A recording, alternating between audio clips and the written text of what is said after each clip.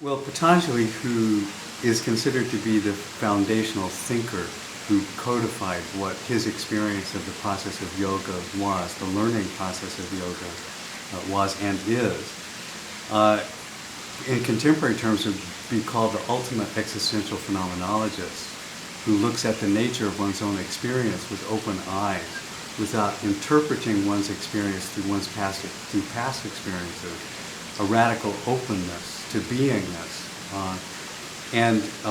Martin Heidegger and many of the phenomenological existentialists have dealt deeply with that question.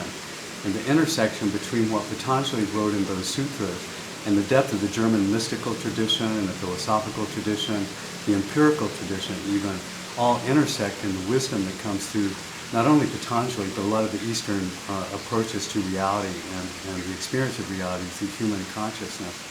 But Patanjali had this amazing way of distilling it into the simplest form, which is to use the word now as the opening of the inquiry in which any human being asks about themselves. The very question of who am I and why am I here all boils down to who is asking the question in the present moment. And the answer one gets is according to the story one's telling to oneself.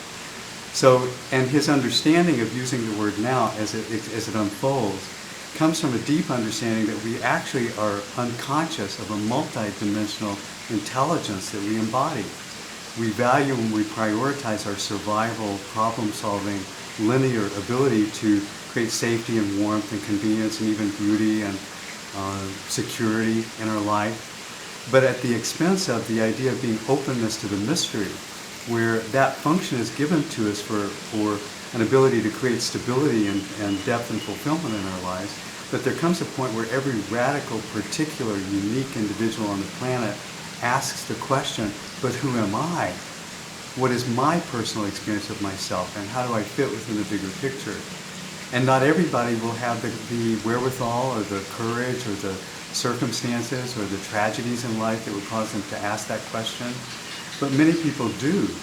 And the very moment that something occurs that breaks the ongoing flow of our life as it's being lived and threatens our future, we're thrown into an existential question of, oh my God, I've been living out of an illusion it would always be this way, and my health would always be this way, or my family, my children would always love me, and the fact is they don't. And the break in the continual flow of events and interpretations and circumstances creates a crisis of identity and a crisis of response and a crisis of future and meaning and purpose. So Yogi Patanjali begins with that understanding of human consciousness and our response to living and being. And then the way he starts to resolve it is that first you need to take the responsibility to find your own awareness, that wherever you place your awareness, the questions you ask yourself come from the story you're telling yourself about who you are. So to be able to go inside and say, okay, where am I placing my awareness now? Oh, you mean I can choose any question, or I can notice any part of my experience and start to bring this, in existential terms, this radical ability to be in the inquiry of oneself to any part of my experience, no matter how mundane.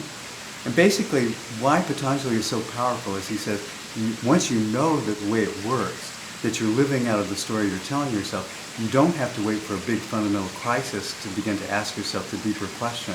You can start with something as simple as like, why do I feel unhappy that my friends aren't calling me for the weekend and I'm going to have to do something for myself? And, I don't want to get on the phone and ask somebody, embarrass myself about that.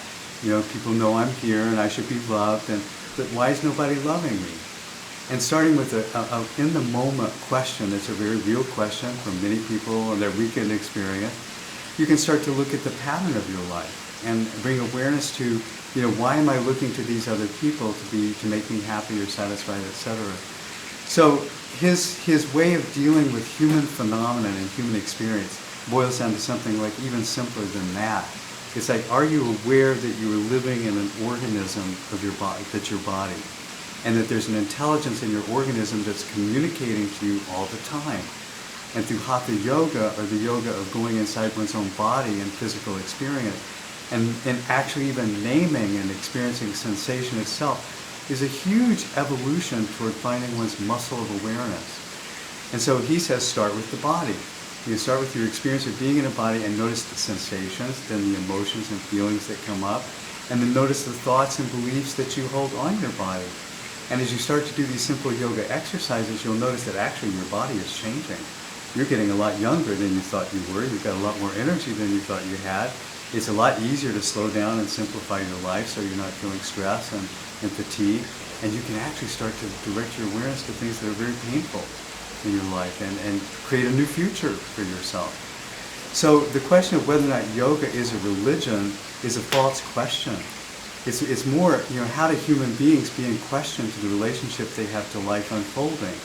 And some people will settle for a religious interpretation and the ancestors and their culture, and will settle for the way the culture has defined that and live within those parameters. That's great. But now the question is there Christian yoga? Is there a Kabbalah yoga? Yoga is yoga. It occurred within a Hindu religion, and it used the Sanskrit language to describe this existential phenomenon of inquiry, but by no means is yoga a religion at all.